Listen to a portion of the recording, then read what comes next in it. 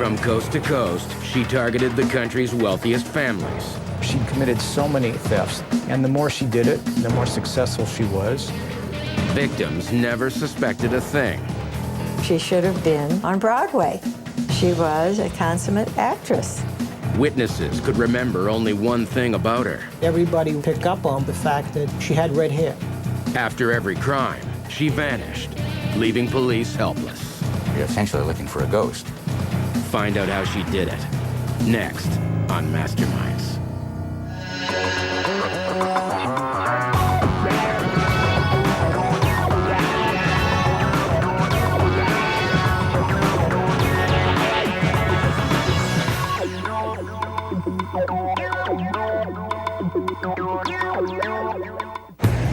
In the late 1970s, a mysterious jewel thief was targeting New York's super rich.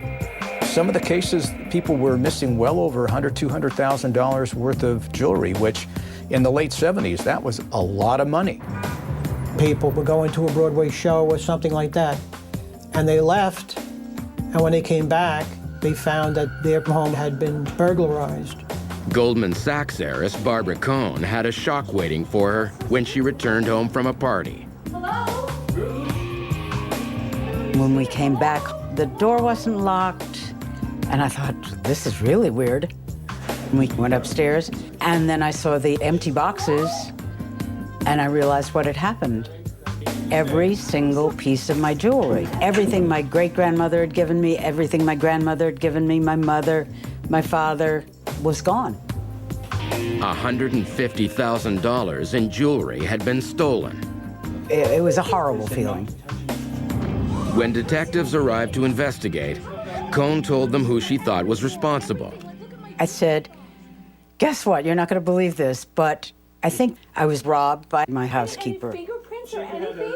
Cohn believed Ruth Ann Miller was going to be the maid of her dreams. Nice to meet you. So I was looking for that special someone, and that's hard to come by. How long have you been working? I interviewed Ruth Ann, and I liked her right away. Most times people think they have that gut feeling. I can tell a bad person from a good person. She was poised, very calm, self-assured. She felt she was talking to this very nice person who gave all the correct answers, had good references. She was amazingly bright and talented, so I hired her right away. Well, Ruth, I'm very impressed. You're hired. Oh, great. Later that evening, Barbara Cohn and her husband went out to a dinner party. I felt perfectly comfortable leaving her. There was no reason not to trust her.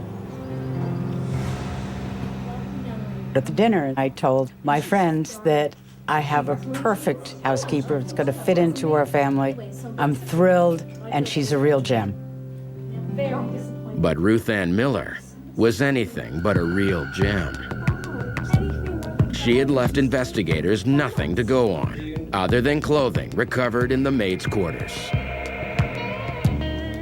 She left clothes, and when the detective lifted them up, they turned out to be the wrong size. The clothes left behind was not the clothes that fit her. She was very, very clever. With no incriminating evidence, authorities were skeptical about ever catching the thief. Her local police department essentially said, well, lady, you let her in the house. I mean, what do you want us to do? You know, how are we supposed to find her? We don't know who she is. I had absolutely no confidence that anything was going to be done. I felt very demeaned as a woman, as well as stupid, but I knew I wasn't stupid. I was numb. I was very numb. I couldn't do anything. It was very traumatic because my trust in people was just shattered. What New York authorities didn't realize was hundreds of homes across the country were also being hit. She was preying upon wealthy people across the United States. It was a nationwide crime spree. Unfortunately, different police jurisdictions don't notify each other about things that are happening. Every burglary was the same story.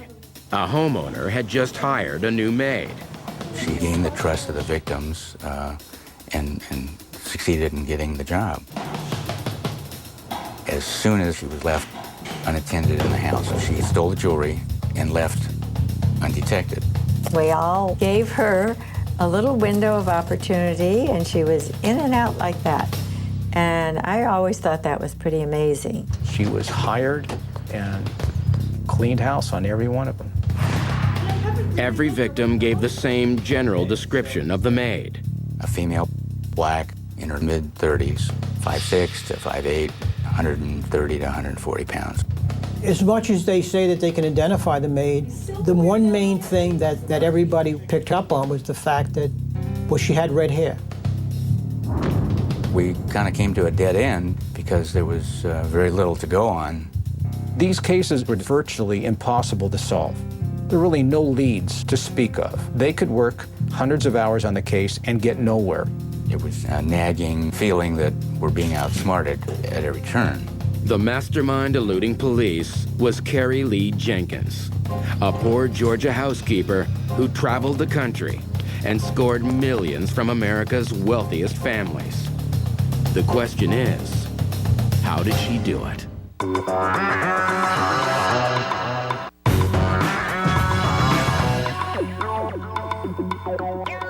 Carrie Lee Jenkins, the mastermind behind the maid burglaries, started life with little advantage. Living in a poor Atlanta neighborhood in the early 70s, she was raised by her aunt. Given the opportunities for black people at the time, they weren't so great. So housekeeping was a very normal, natural thing for them to do. Having few options, Jenkins follows in her aunt's footsteps and trains as a maid. But Jenkins doesn't want to serve the rich. She wants to be rich.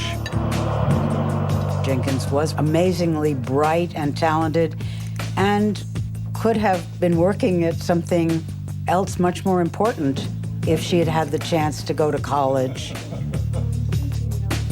She quickly masters the art of putting the wealthy at ease. In a short period of time, you gain their confidence, allowing you to have total control of and access to their residences. She now turns this trust to her advantage. That was the start of it, where she just said, well, what would stop me from going in there, picking up all the jewelry, and walking out and leaving? Jenkins moves to Miami in search of an easy target. She was hired as a live-in maid, and as soon as she was left unattended, she stole the jewelry and left without a trace. Her scam works, but Jenkins wants to make millions. For help, she calls upon some loyal friends. They came from the same town in Georgia that she was from. They were friends. Learning of the profits to be made, her friends agree to join her. Jenkins spends weeks teaching them how to act like the perfect maid. A good domestic is someone who you could trust.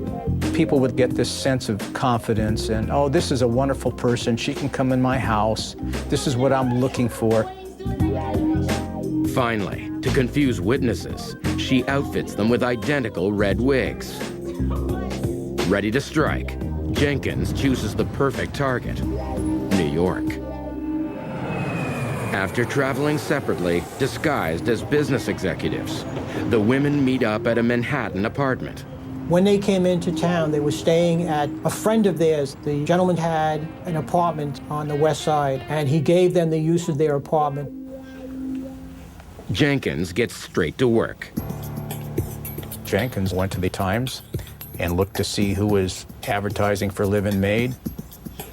She took newspapers from around the area and went through them and picked a location that would trigger their fancy.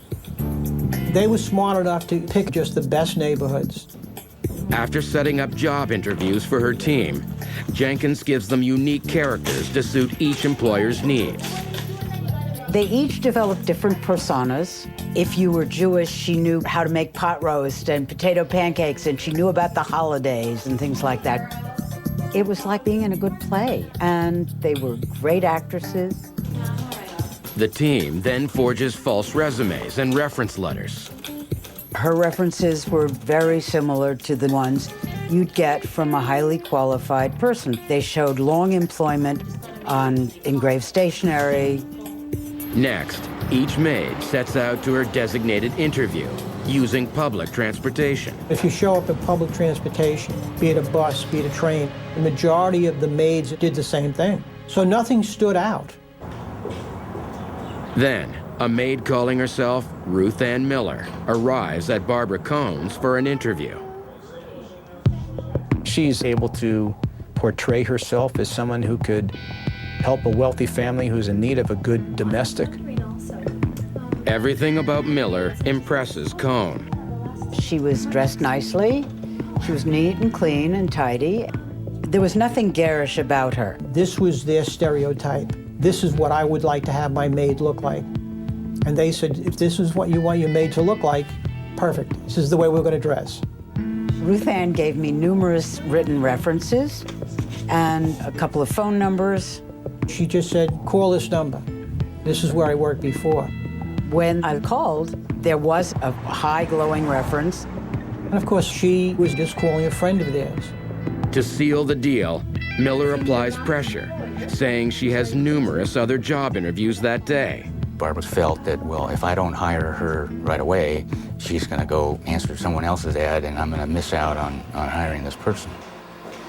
As soon as she was left unattended, she searched the house.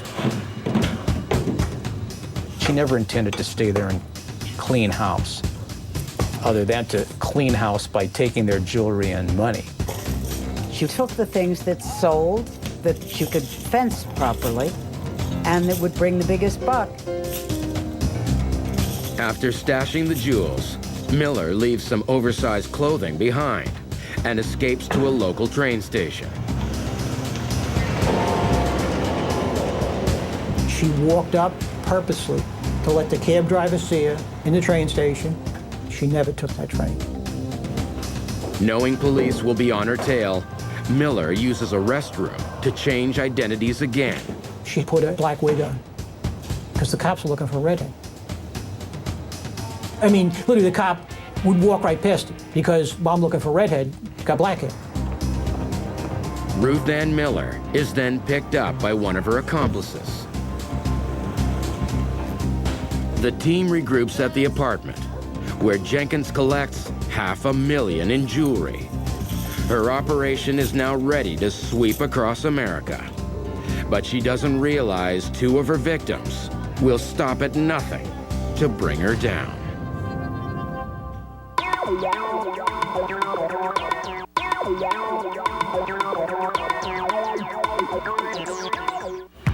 Carrie Lee Jenkins and her team have just scored $500,000 in jewelry from wealthy New York socialites. They now fly to Los Angeles, where Jenkins fences the stolen goods. She's aware she has to move to another location to sell the jewelry. She can't sell them locally. There's too high an incident that they will be informed on and detected and later arrested by the police. The maids then continue cleaning house in Beverly Hills. There's no doubt that Carrie Lee Jenkins picked Beverly Hills because the people are wealthy. They have substantial cash, jewelry, assets. And if you're going to steal, might as well be in a home that has a lot to steal. Over the next 6 months, the gang hits hundreds of homes across the country, targeting one area and fencing the jewels in the next. I think she realized that as long as they keep moving, the chances of getting caught are going to be a lot less. Jenkins' team is on a roll. They were friends and they were having fun. I think they enjoyed doing what they were doing. Many criminals get somewhat addicted to the excitement of committing the crime and getting away with it. Jenkins is now at the top of her game, making millions. She was living a nice life and not really working very hard at all. But what she doesn't know is Barbara Cohn is determined to stop her. Find them. At that point, I was beginning to be quite obsessed with this. Barbara Cohn, she's tenacious. She's like a bulldog. She wanted to bring this to a conclusion. She wanted to find the suspect who did this to her. Cohn spends weeks contacting New Yorkers who are looking to hire a maid. I called everybody with ads in the paper, warned them, told them what she looked like, how she might sound in an interview, what she might say on the telephone. One of the days when I was making warning calls, as I was speaking to a woman, her voice suddenly changed, and she whispered into the phone, "I think she's here." And I said, "What I want you to do is keep her there. I will get hold of the police." But for some reason, Jenkins picked up on the fact that that phone call can't be good. She flees, but is picked up near the scene by New York police and brought in for questioning. For the first time, she's identified as Carrie Lee Jenkins. At the police station, she gave them a telephone number as a reference, as somebody who could verify who she was. When police call, one of Jenkins' associates confirms she's a maid looking for employment. Still suspicious, police call in Barbara Cohn to identify the suspect. They told me to go and look through the one-way glass, and one of them stood with me and said, "Did she do your job?" And I looked at her and I said, "No, she didn't do my job." They didn't have anything to hold her. She had not taken any jewels. They had to let her go. I was so angry, but I knew she had to be involved somehow. Jenkins walks free, but Cohn now suspects she isn't working alone. At this point, I felt that there was more than one housekeeper, and that it wasn't just one person that committed the burglaries. It appeared that these here red-headed maids were in cahoots.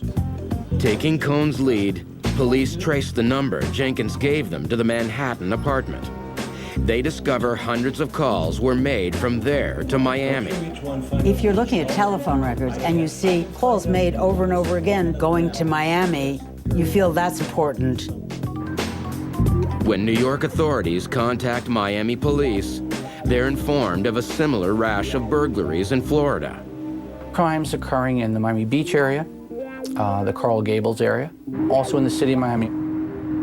Miami police then determine the home receiving the calls from the Manhattan apartment is owned by Jenkins. I went by the residence half a dozen times just as a drive-by to see if I identified anyone or saw anyone coming or going. But Jenkins isn't in Miami.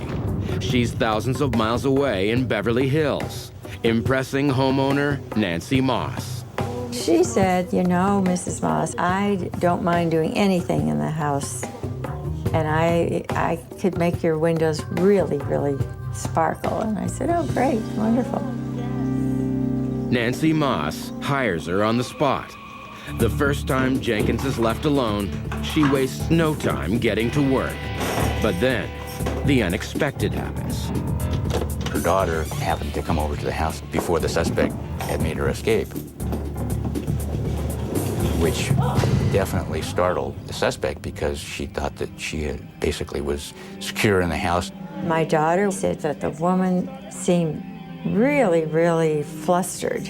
So she said to her, "Why don't you go in the kitchen and make yourself a cup of tea?"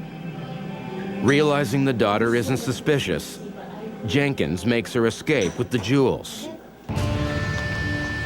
When the case came across our desk, we threw our hands up and said, we got hit again, and we were very frustrated. In speaking with Nancy Moss, you could tell that she was angry. Her trust had been violated. Her household had been violated. Her personal belongings had been stolen. I was just disgusted with myself. And I was so mad, and some of the things that were gone were sentimental, a brooch from my grandmother, things like that. But Moss realizes that the maid may have left a clue. I'd watched television programs and movies, and I said, there is a cup and saucer that she used. Might have some fingerprints on it. One of the officers dusted the teacup. He did succeed in lifting a latent fingerprint. But when Beverly Hills police run a check on the print, it comes back negative. We exhausted all the ideas that we could come up with, and we came to a dead end. I was so mad, and I started getting angrier and angrier, and I thought, damn it, there must be something I can do. Moss starts searching for other women who have been victimized and soon makes an important connection. Nancy Moss ultimately got in contact with Barbara Cohen back in Rye, New York. That's when the pieces of the puzzle started to come together. When we spoke, Nancy Moss told me about her story. It was a perfect match.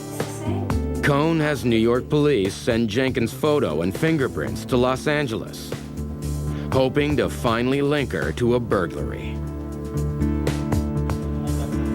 We presented photographs of 6 different individuals, one of which was the prime suspect. Moss identifies Jenkins as the woman who stole from her. I was happy because I thought she should be put away. When they got her prints, they compared the latent print from the teacup, and it was her, bingo. Back in Miami, police put Jenkins' house under constant surveillance. One afternoon, I was working at the location, and I saw a woman open the door, and I said to myself, that's Carrie Lee Jenkins. Police make their move. Put your hand behind your back and your other hand. We're glad that there was finally an arrest made, having kind of chased these people all over the country. Inside her home, detectives find hundreds of airline tickets, each one corresponding to the date of a burglary. She keeps the airline tickets as like a trophy, like a badge, something that would remind her that she took all this property from all these people and probably was gloating over it. Jenkins is convicted of multiple counts of grand theft and sentenced to 9 years in prison. And her maid burglary ring is shut down. She obviously had a very high code of honor because she ended up taking the fall. She never gave up any of her accomplices. Jenkins wasted her time in crime. She should have been on Broadway. She was a consummate actress. Jenkins thought it was so easy. She got away so many times. She was very successful in what she did until Nancy Moss and Barbara Cohen came around. What Barbara Cohen did might not have worked, and what I did might not have worked. The fact that we got together was effective. This really was a match of equals. It was a game of wits between us. Jenkins was playing a game and she won. And now I played a game and I won.